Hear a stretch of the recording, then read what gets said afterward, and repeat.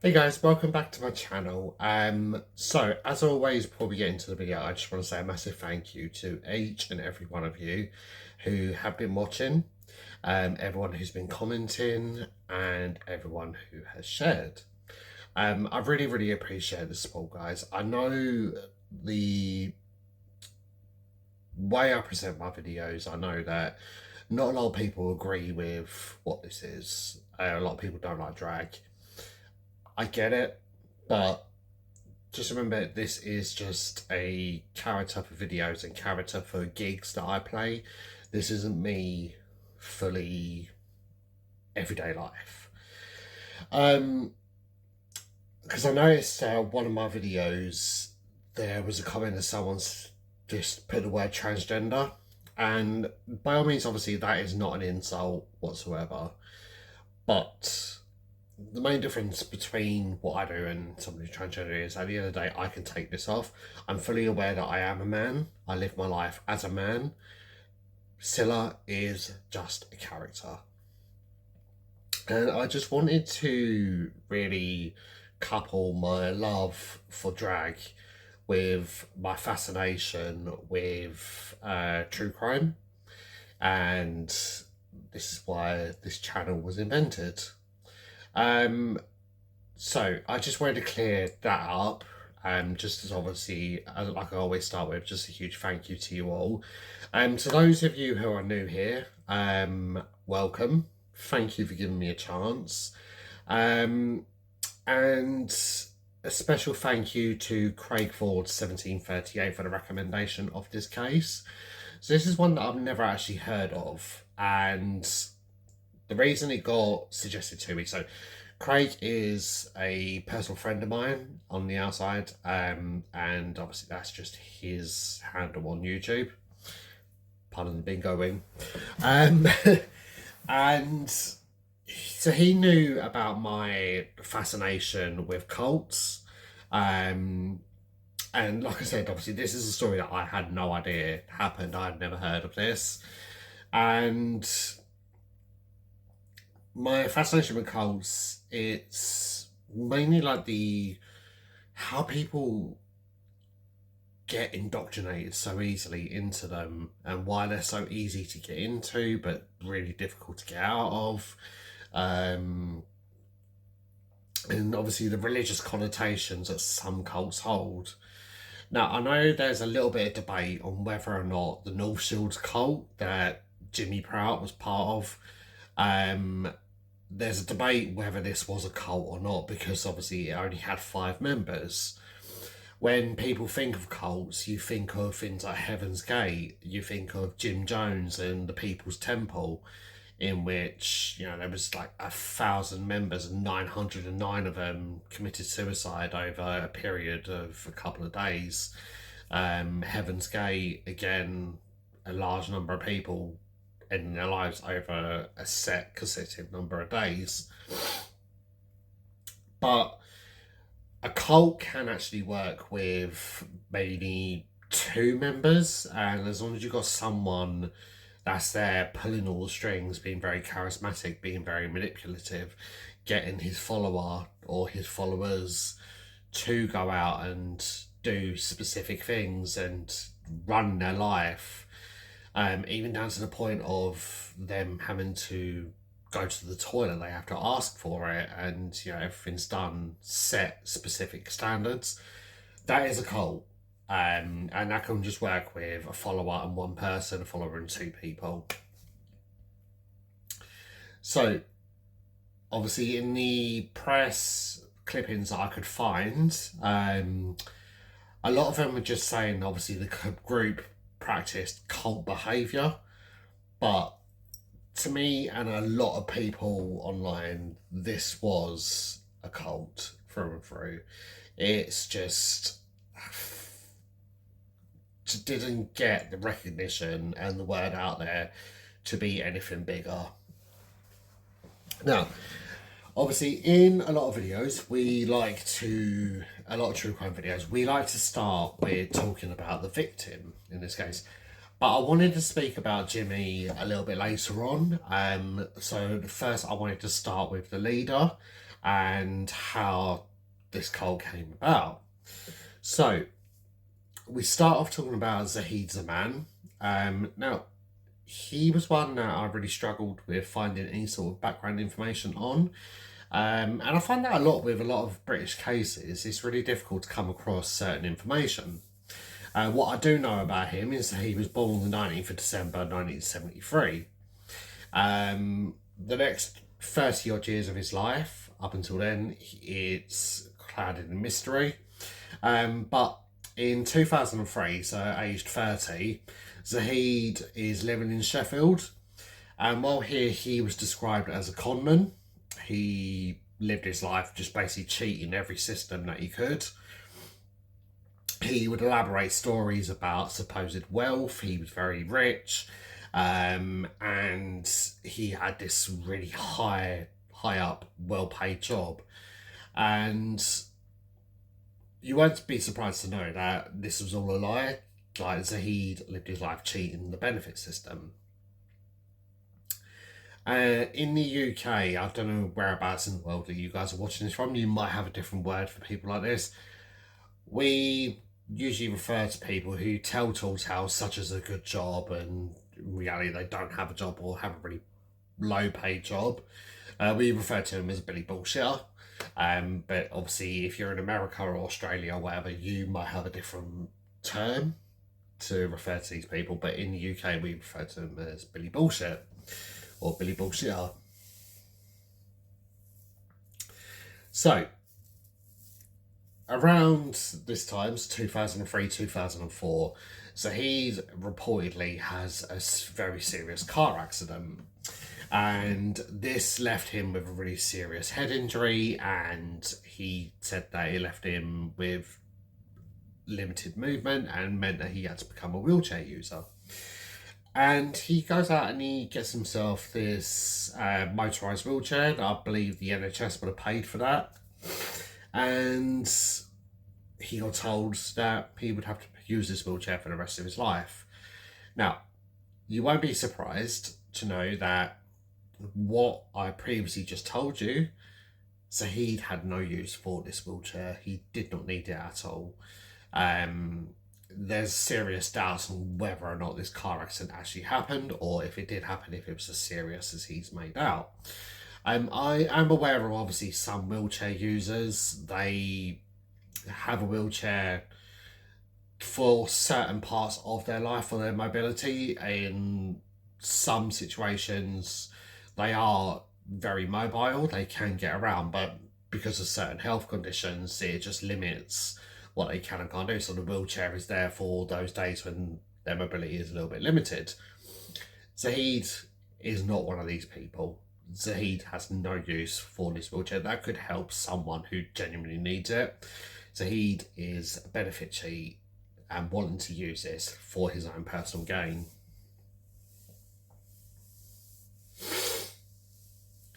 So, people that lived on the street that Zahid lived on, they claim to have seen him running for buses.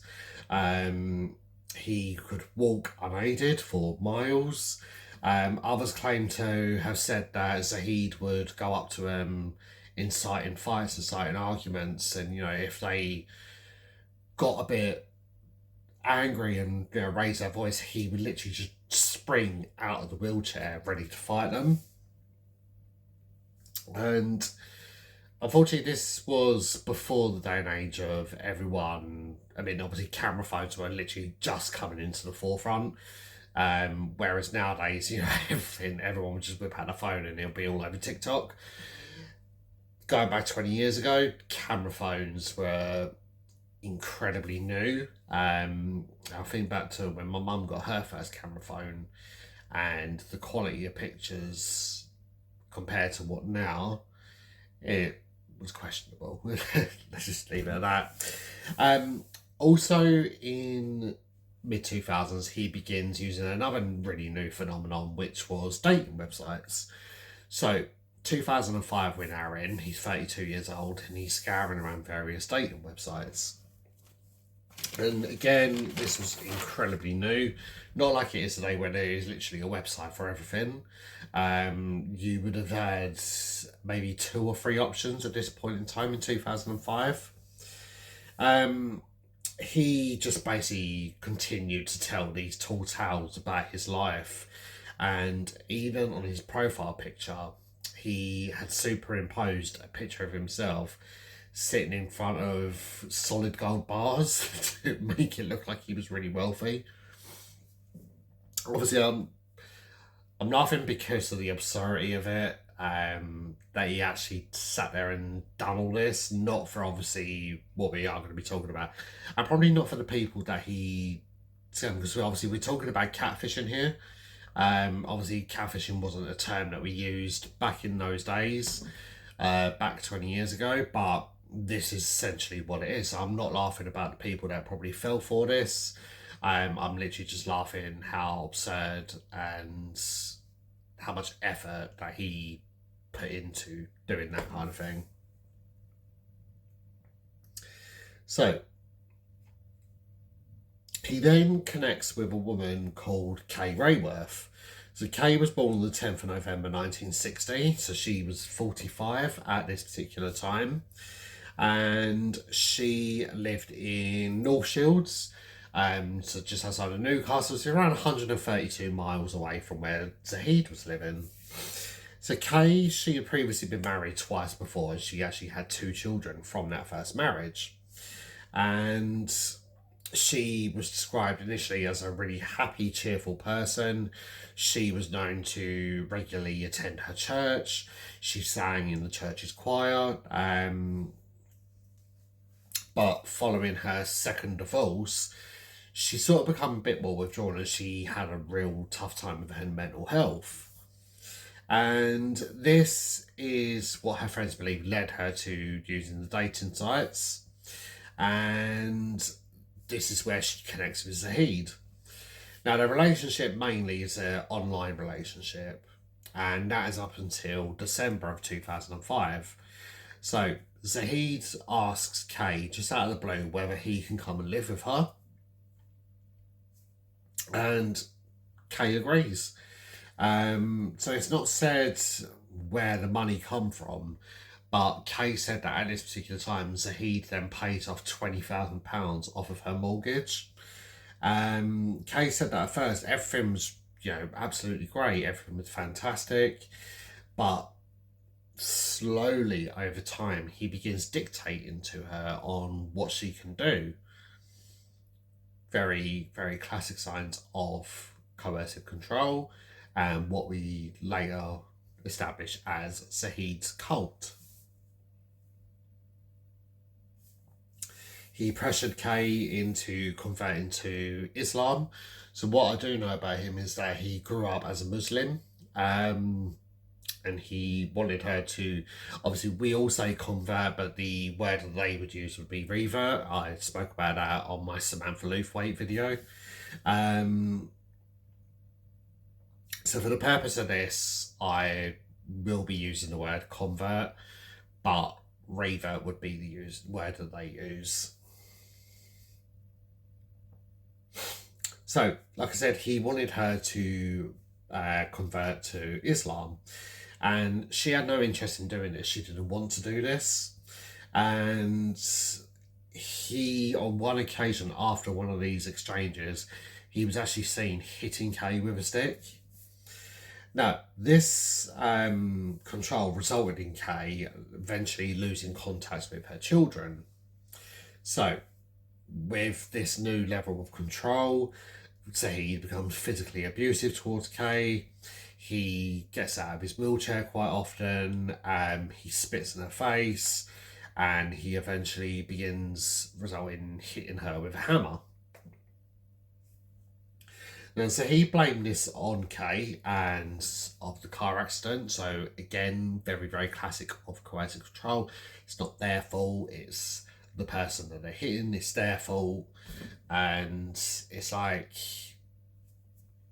we all know that's obviously bollocks. It's just because he's a weak, insignificant piece of shit.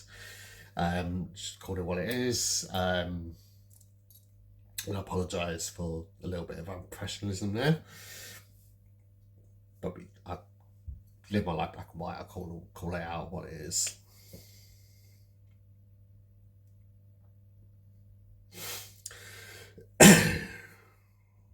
So on a few occasions, Kay did attempt to actually leave Zahid, but he would then threaten to commit suicide if she did leave. So Kay felt that she had no choice; she had to stay with him. One occasion, he does actually take an overdose, and he basically tells her if she does leave, he won't get his stomach pumped. And I know what we're all thinking. We're all thinking, like, hey, you should have just gone left and let him poison himself and see how long he lasts. But when you're under that level of control, and many people of domestic violence situations have spoke about this, that level of fear is what keeps them in. It's not that they want to stay in that situation, it's the level of fear and the fact that obviously they've lost every connection that they ever had. They're thinking that no one is going to come help them, so they just literally stay because they feel like they've got no other option.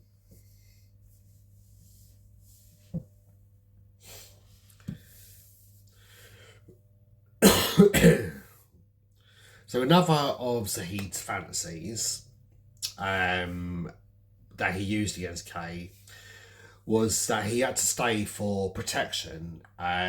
He had to stay in her home for his own protection because he was actually wanted by a Sheffield gang.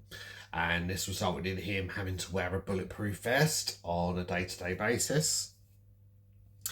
However, the public persona that Zahid would put out, so when he wasn't around his neighbours, being an absolute twat and being an absolute nightmare, when he wasn't at home, being an absolute twat and a nightmare to Kay, he would go out and present himself as this really charitable, lovely person. He would regularly go and volunteer in soup kitchens, he would help out the homeless. He was even photographed at one point with the Mayor of Newcastle, and this was on a piece about his charity work.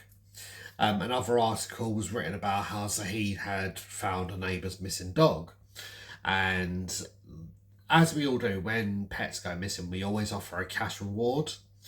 And Zahid actually turned the money down because in his heart, he knew that the dog had to go home. It was later suspected that he was actually responsible for that dog going missing. And we're going to come on to that in a little bit. You probably won't be surprised. You probably know where this is going to go. But a lot of people suspected that he was the one that took the dog. So we now come to 2009.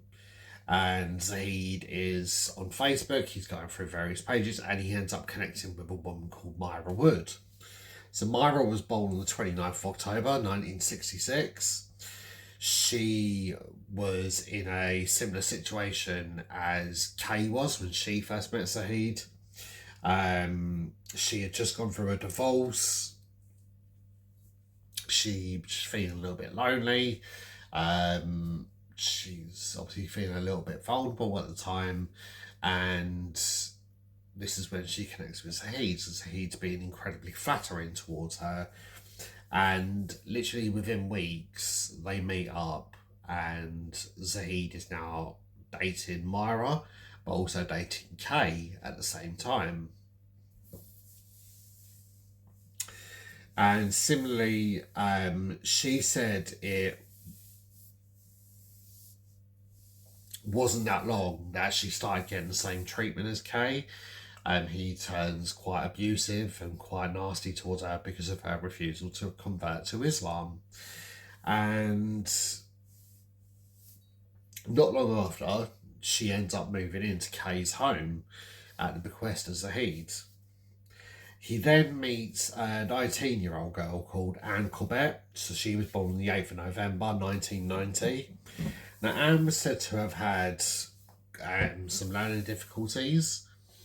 So it made her very vulnerable, very susceptible.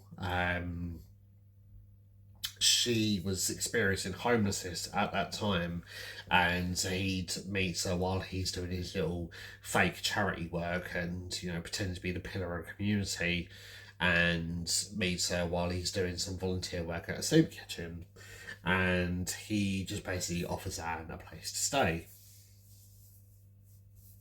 Now, unlike Kay and Myra, Zahid didn't really show any sort of romantic interest in Anne.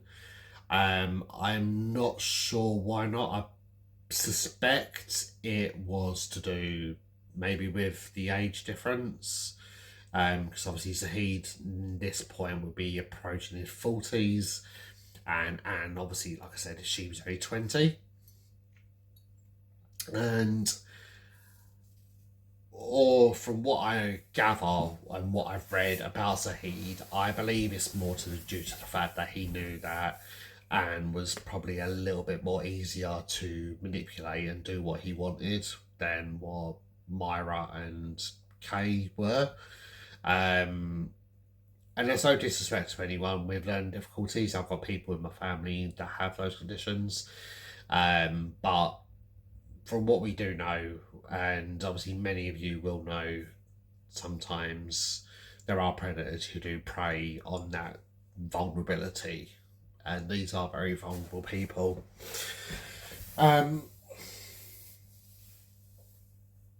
So, a little while later, after meeting Anne, he meets the final member of this cult, and that is 45-year-old Jimmy Prout.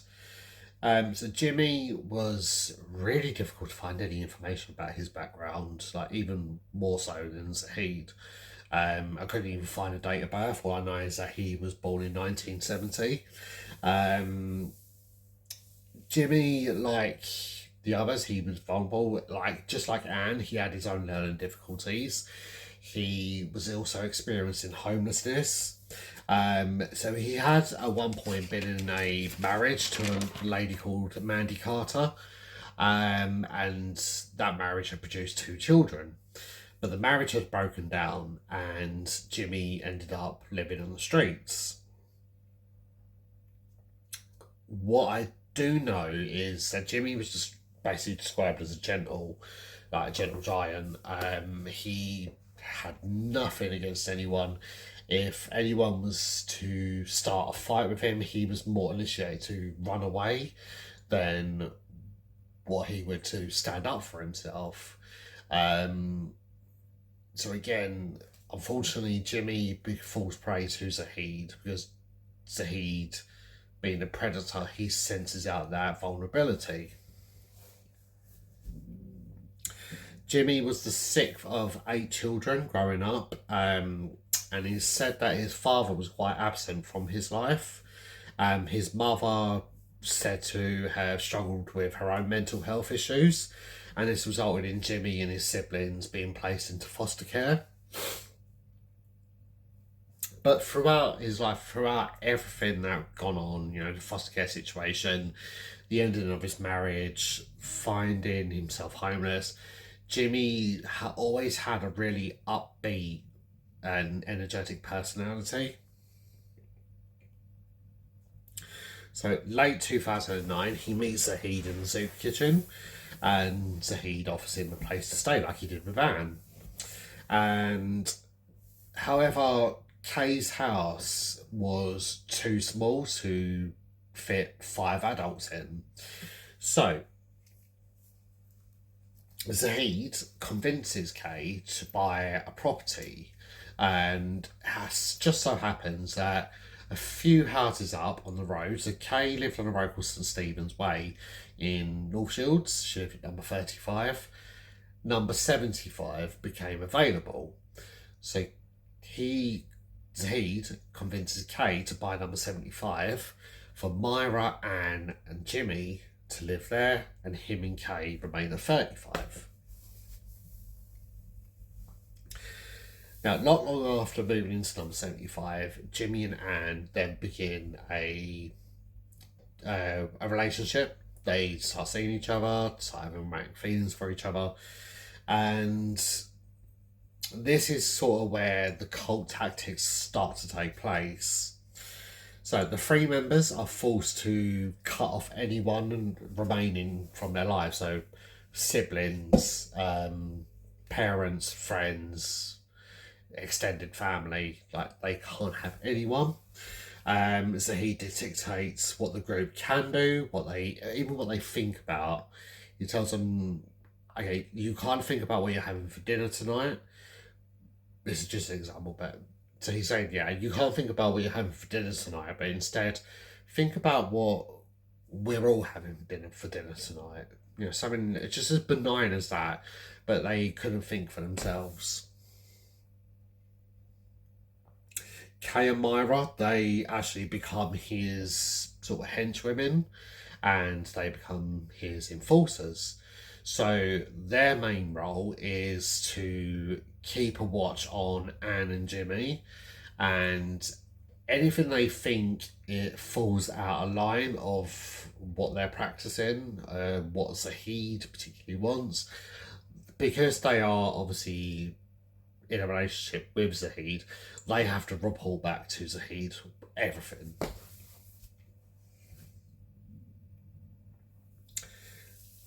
So essentially, they become his eyes and ears, and Anne she just wasn't really seen as anything important because she wasn't in Zahid's bed, and at the bottom of this running order was Jimmy. Jimmy was just seen as the lackey. He was the one that had to do all the cooking, the cleaning, the general maintenance. Um, if it wasn't up to a standard, he would be beaten, he would be insulted. People who lived on the streets said they were aware of this group and they described Jimmy as a slave in so much of a word. It was noticed that when in public, the group all had to walk in a single file behind behind Zahid in his little motorised wheelchair. There is an image I've got in my head. I won't say what it is. I don't want to offend anyone who is a wheelchair user. Um, there is a particular image I've got in my head. And so it would be Zahid, Kay, Myra, and Jimmy. And they would have to walk, obviously, at the pace that Zahid's wheelchair is going. So at this point, Zahid stops his public persona of a charity man. Now he's got obviously his little lackey and Jimmy. Unfortunately, he's got his enforcers, and then he's just got the extra bodyguard, which is Anne. He literally becomes complete opposite and becomes a nightmare neighbour. So neighbours report that both the houses were boarded up. No one could look in. No one could look out. He had CCTV placed up around the houses, but it wasn't for the protection of the people that lived in houses. He was using it to spy on his neighbours so he could report them for different petty things. He would also start wearing body cam footage, and he would go around the neighbourhood on his wheelchair, and he was, again, like I said earlier, he would try and initiate fights with people. And when it got to the point that he had riled this person up so much, they would obviously retaliate and say something towards him.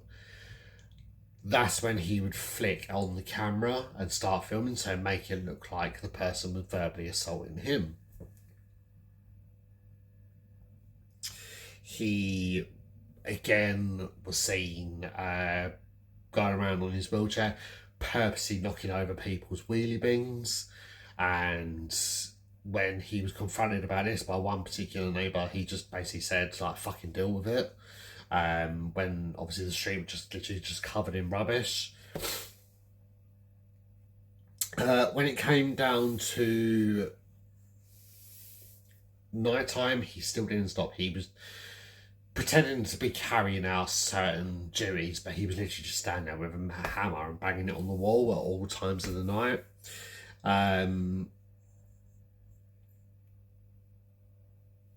When it came down to Zahid, and him reporting his neighbour. So when obviously he would go to the council with this body cam footage, he would just basically play the race card. Oh, it's because I'm Asian, because I'm Muslim, that they don't like it, they don't want me there, they're being racist, they're being ableist, they're using all these ableist slurs. And another occasion, he gets into a row with a neighbour over some of the rubbish that I mentioned earlier. And Zahid goes back into his house, picks up a snooker ball, puts it in a sock, goes back outside and starts beating the neighbour with this snooker ball.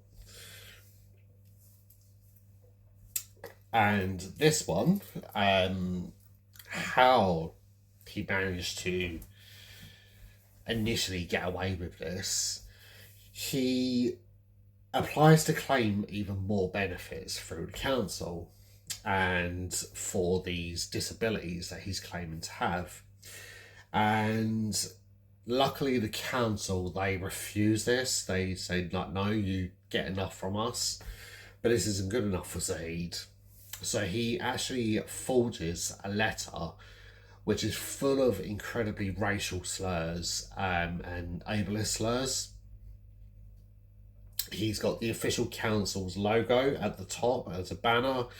Oh, he made it look incredibly official. And he copies down the signature of the councillor who sent him this letter. And basically takes this to the council, or to the police. I believe it was the police, sorry, not the council. Takes it to the police and basically says, oh, Councillor so-and-so has sent me this. This ended up in a proper police investigation. This councillor, she was arrested. She nearly lost her job. And eventually, after all that stress, it eventually is found that the letter was a forgery. It was a fake. I don't know if he got any reprimand for that. But you can imagine, like, if that was you, like, how would you react to that? You're sitting there protesting your innocence. You have something you know you haven't done, and the police are like, but we got it in black and white. And he's like, you can imagine the mind fuck that would be. I can't personally, but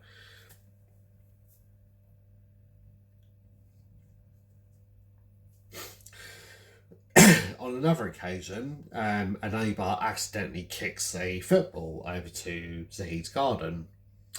Now, we've all been in that situation as well. Yeah, we've all lived next door to children. We've all been children in our lives. We've all done that, playing ball in the garden, kicking over the next door's fence. Yes, it is annoying. Yes, it is a nuisance. But at the end of the day, you pick it up, bob it back up with her. You tell them, don't do it again. Usually they do within 5 minutes, but yes, it is annoying at the time, but it isn't a big of an issue. But for Zahid, this was a big issue. And instead of, just shouting at the neighbour, instead of giving the ball back, he sets fire to the neighbour's shed.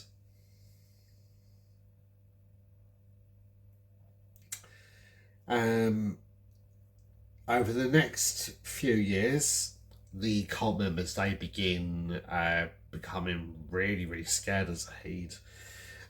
He would regularly beat them with a hammer, all 4 of them. He would tell them that he could kill them all at any one time. He would hold knives to their throats, and on one occasion, he actually sat on top of Myra up until the point that she passed out. He would demand sex from Kay and Myra multiple times throughout the day and night.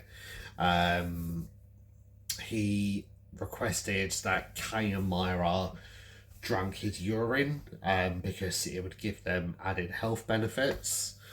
Now, obviously, remember earlier I said about the neighbour's dog that had gone missing, and there was a strong suspicion that Zahid had taken the dog. Now, the reason that this was suspected is because Zahid owned and was an avid viewer of bestiality pornography. If you aren't too sure, I don't know how you wouldn't be, but if you aren't too sure what bestiality is, if you watch my videos on the Eden Claw Horse case and the Timothy George Amoroso case, I'll go into a little bit of detail about it. Incredibly illegal, understandably. Shouldn't be on the internet. It is on the internet. It's so easy to find on the internet. I don't know how it is, but it really is. But this is why I was saying that there was a suspicion that he was the one that took the dog. So he owns and views bestiality content, and he ends up buying his own dogs.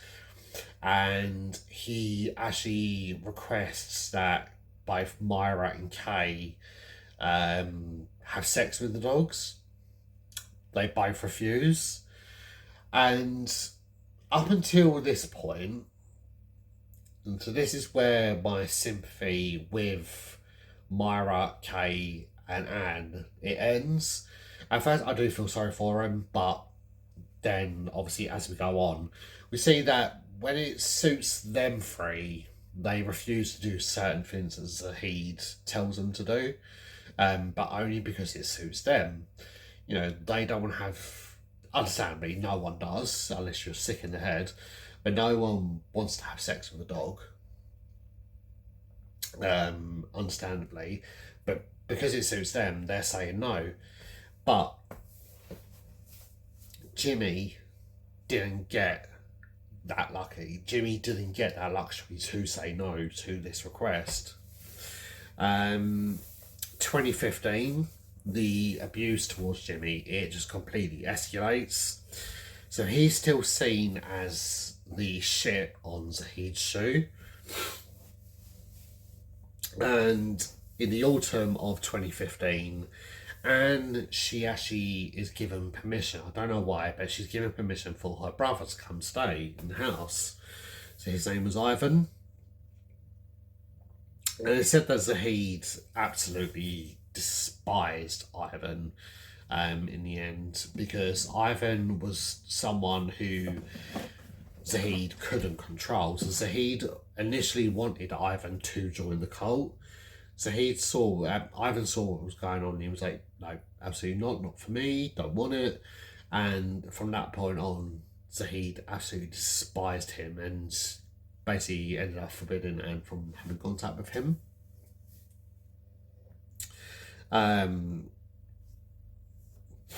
So whilst Ivan is staying there, Zahid reckons that his toolbox has gone missing, and Zahid initially blames Ivan, but knows that he can't take his anger out on Ivan, and he believes that Ivan did steal them, but verbally he blames Jimmy.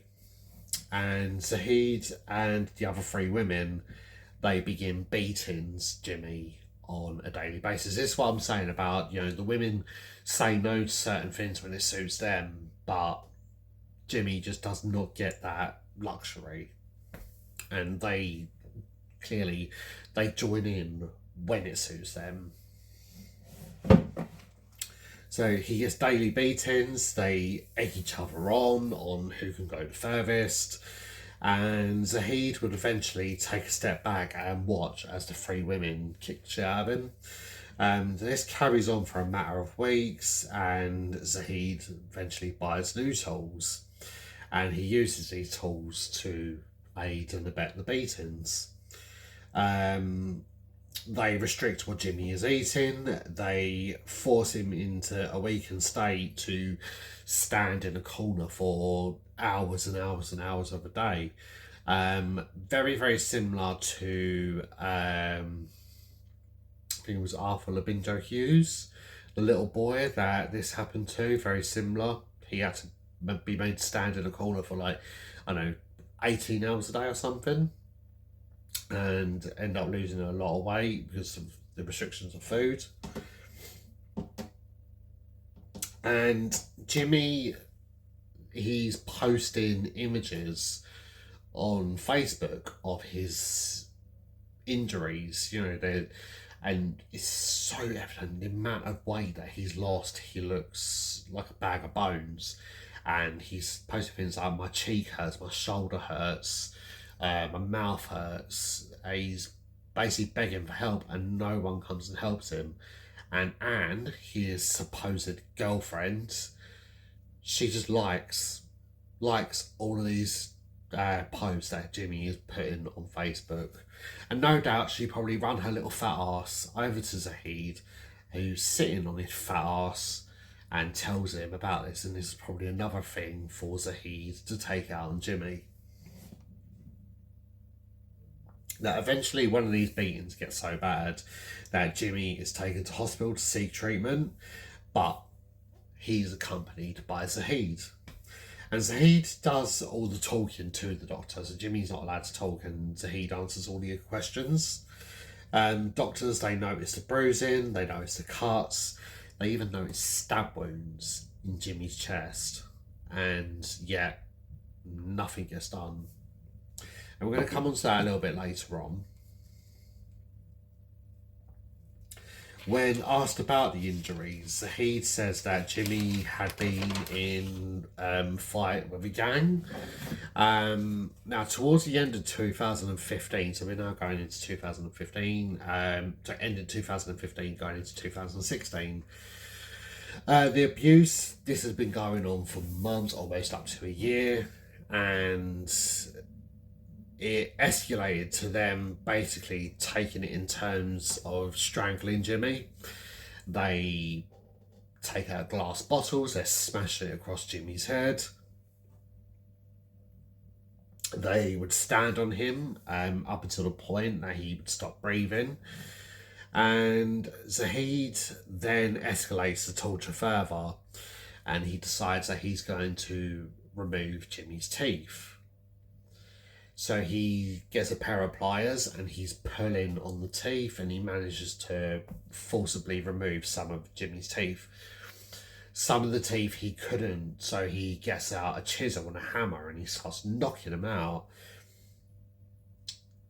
I can't imagine anything worse. I mean, we're all aware of how uncomfortable it is to go to the dentist and get our teeth extracted. For those of us who have had braces, for those of us who have had to have wisdom teeth removed, we all know how uncomfortable that is. You know, even though we have had injections placed in our mouth to make our mouth numb, so we're not in unbearable pain, but you still feel a little bit.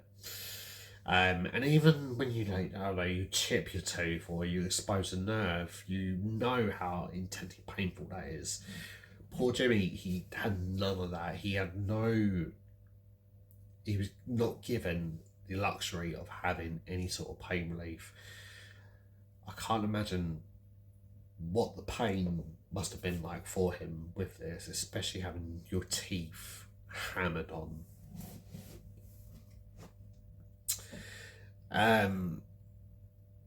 So like I said earlier, Zahid would force Jimmy to have sex with dogs, and Jimmy, unlike the women that were also carrying on the abuse, he didn't have the luxury of saying no.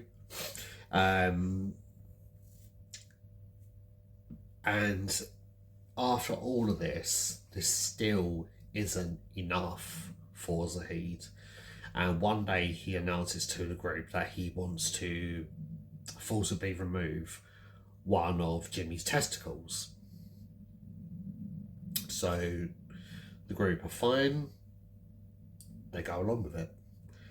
Jimmy comes into the living room and Zahid just basically says to him, which one do you want taken out? Jimmy doesn't really understand at this point, doesn't understand what Zahid's talking about. So Zahid says to him, which testicle do you want me to remove? So Jimmy's like, well, I don't know. Like, obviously, I'd rather you didn't remove either of them. Zahid then pulls out a Stanley knife, so like a box cutter sort of knife. He gives the knife to Anne, and he tells her to do it.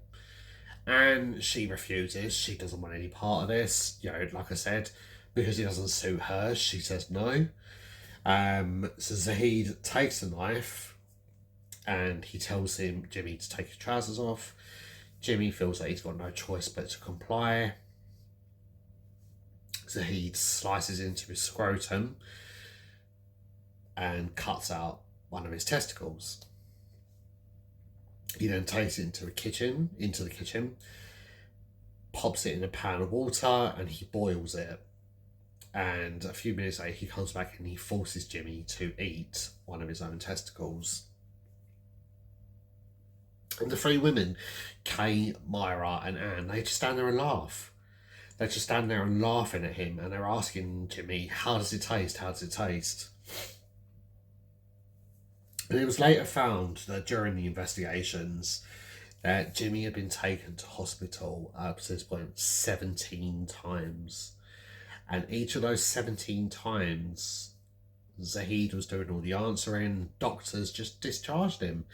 Like I said, obviously, pictures on Facebook around this time, I'm posting them up as we speak.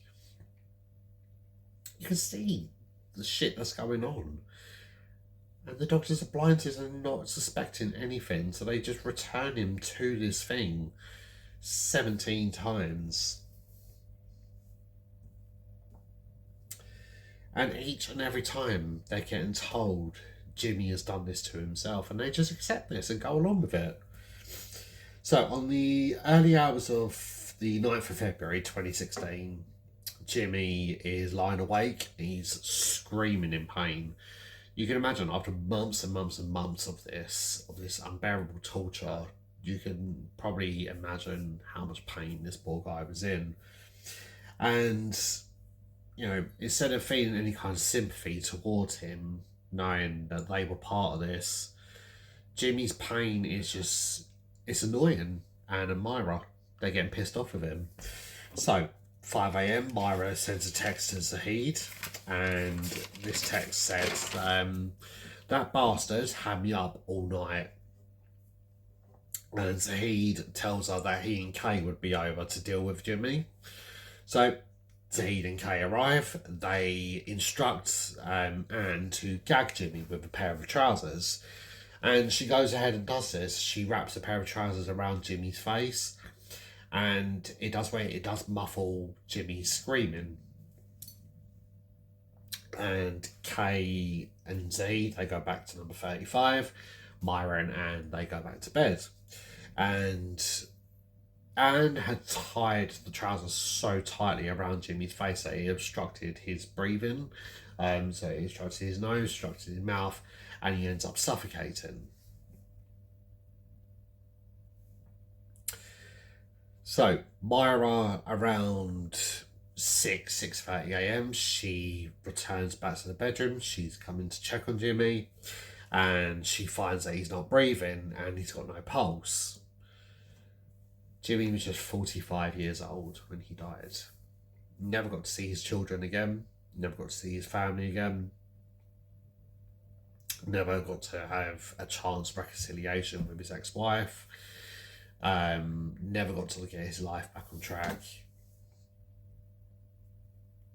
And Myra, immediately, she calls Zahid, and Zahid just walks back to 75 with a spare wheelchair and a sleeping bag.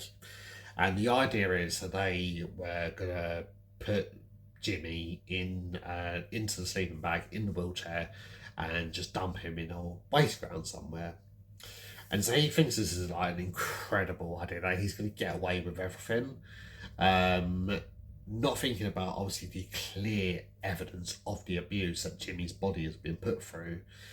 No, he's just thinking of himself in that moment, and he's like, yeah, I'll get away with this. You know, people, because they're probably aware of Jimmy's transient lifestyle, nothing's going to come back on me. This is what they do. They wheel Jimmy literally just 100 yards from number 75 and dump him in a wasteland, cover his body with whatever bit of rubbish they can find, zip him up in the sleeping bag, or cover him, sorry. Now, like I said, Zahid thinks this is the perfect cover-up. People would just believe that he had succumbed to the cold elements. The group then go around, they have a little tidy up of the homes. they gather up any sort of evidence they believe would link Jimmy to those homes, and they create a bonfire. Um, they just basically go about their life as nothing had happened. He was seen the following few days asking neighbours if they had actually seen Jimmy, and a missing person report is put out for Jimmy. A few weeks later, the group they return. So about 3 weeks to a month later, they return to Jimmy's body, and the only reason for this is to take his bank card. Now they believe that by making little cash transactions, it would look like Jimmy was still alive. Not thinking that obviously ATMs, like literally everything else in the country, every high street in the country, ATMs have a CCTV camera in them.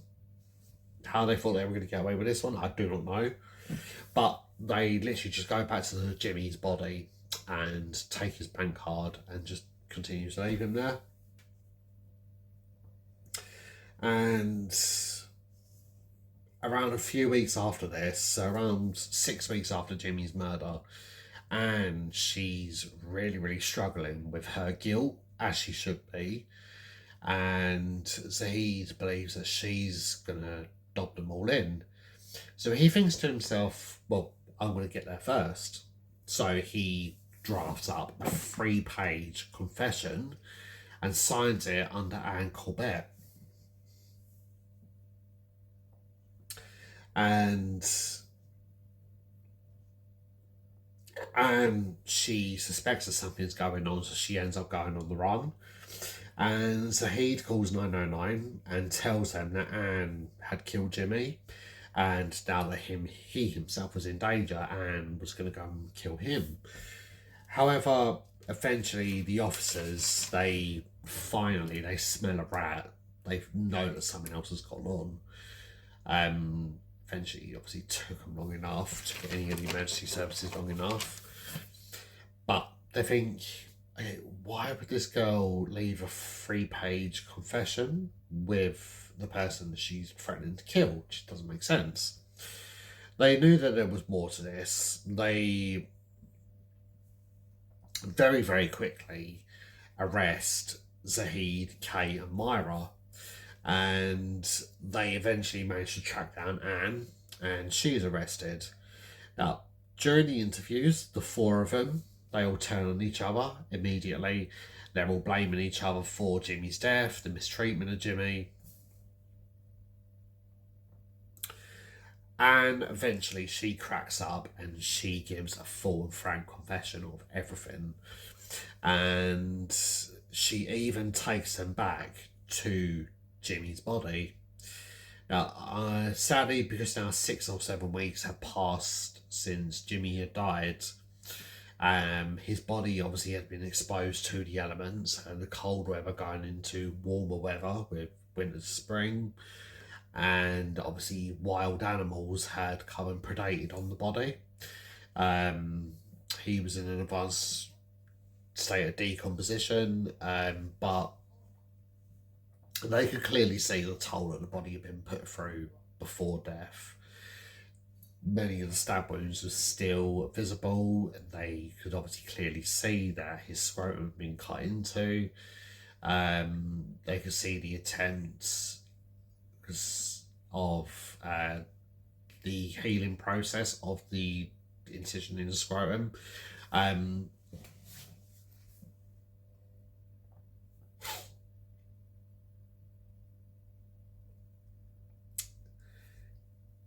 When this is all brought to them, they, again, the 3 of them are still telling each other, but they've got the full and frank confession from Anne. And they go ahead and charge all 4 of them, and the case goes to trial. And this goes into May of 2017.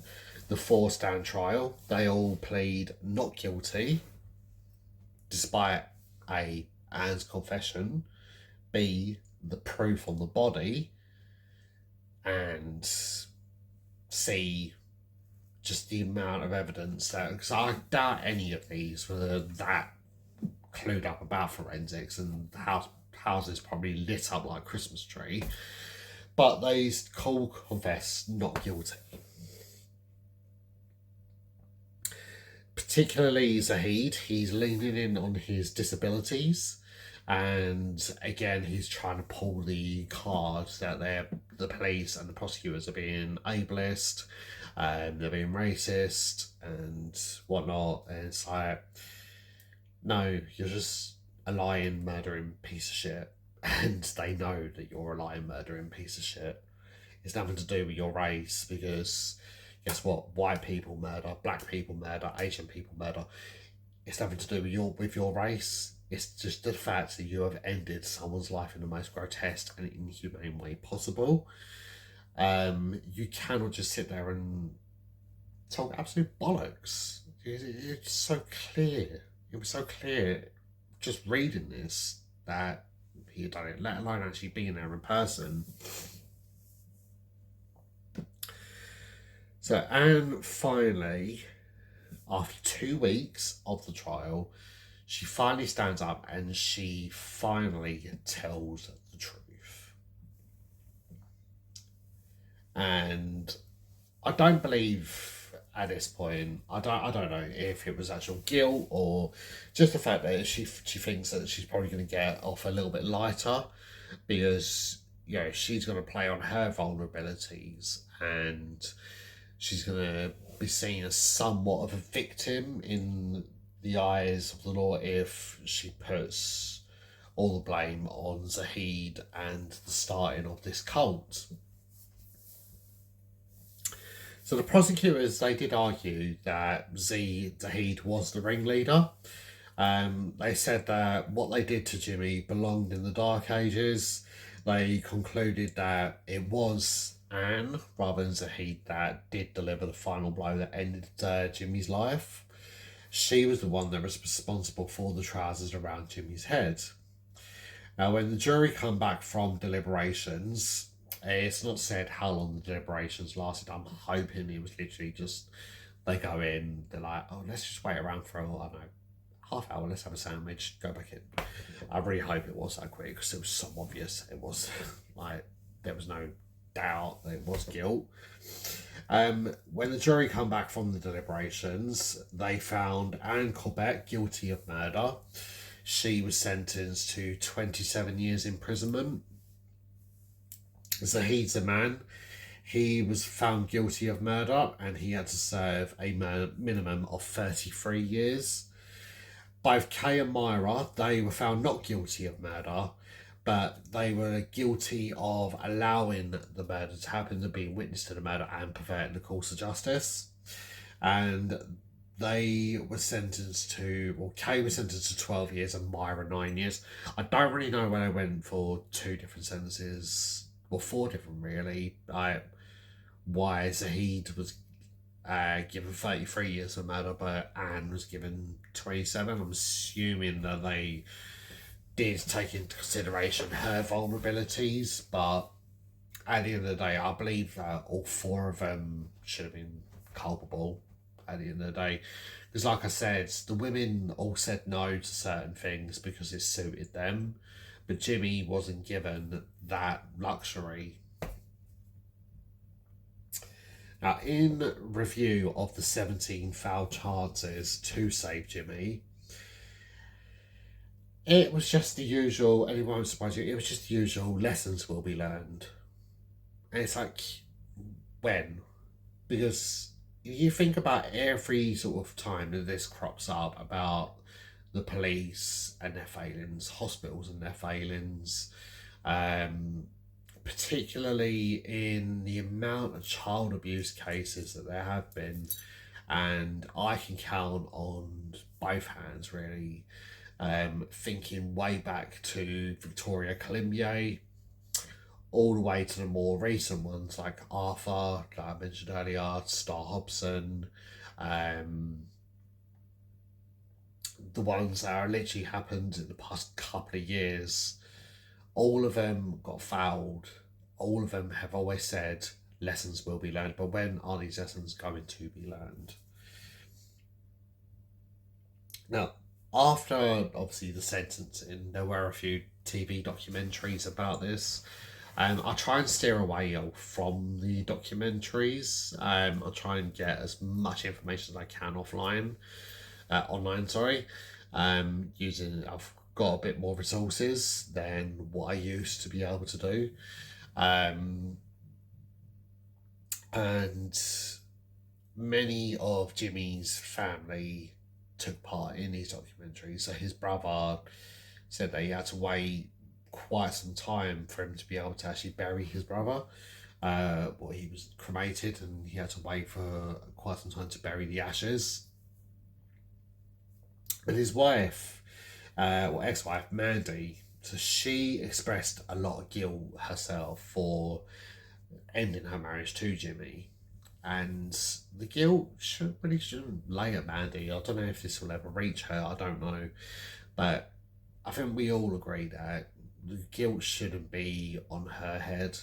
Like, just because a relationship breaks down, you don't sit there in your mind thinking something like this is going to happen to your ex-partner. You know, most of us, if it's an amicable split, we just wish the partner well on with their life. The guilt isn't part of, should be part of Mandy's DNA at all. She was the one that said that Jimmy just absolutely hated fighting. He would always run away. She really didn't know why he would have ended up staying. And I think it's like I said earlier, I think it's just literally because he felt that he had nowhere to go. That was literally it. Because they preyed on his vulnerabilities, and it just basically meant that he just accepted it because it was a roof over his head. Personally, I might be wrong, but I don't think I am in that. So that is the end of today's story. I really appreciate each and every one of you who have stuck with me to the end.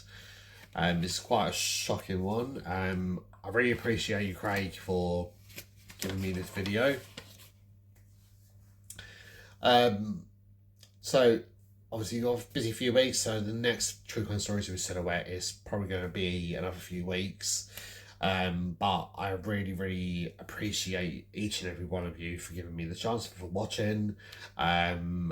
Please leave a comment down below if you feel that there's anything that you feel I've missed out.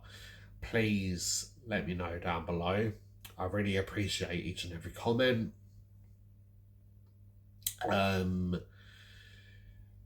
If you haven't subscribed yet and you could just come across the channel, please just hit the subscription bell. I would never ask you guys for money, but a subscription is always free and it really does help out. I want to thank you all. Like I said, I'll keep repeating, but obviously this is just a tough one. This sort of like left me a loss for words, really.